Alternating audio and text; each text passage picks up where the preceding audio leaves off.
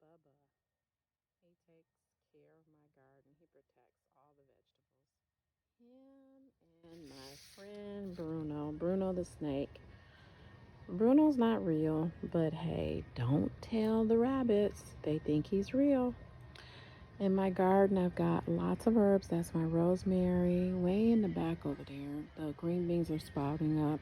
I have some other things that have not sprouted up yet, but we'll soon see.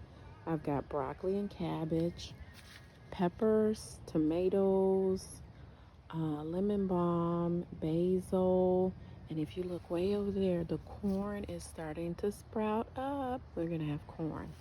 This is just a small section of my garden. Here is my friend Mint and her sister back here, Lemon Balm. They are in the same plant family. Really, mint is really good for you. It has a lot of nutrients. It helps with digestion and headaches, colds. It's an anti-inflammatory. It soothes swelling. It increases your brain function.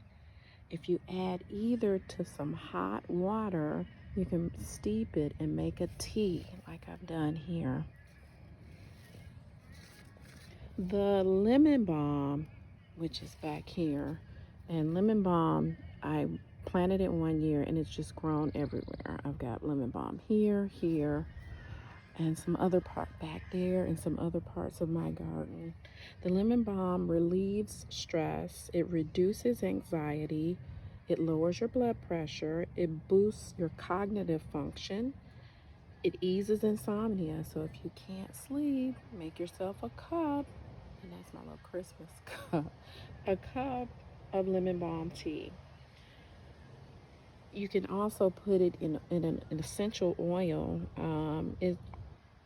And it's really, really good. Some of the other herbs I grow are pineapple sage, cilantro, rosemary, basil, regular sage.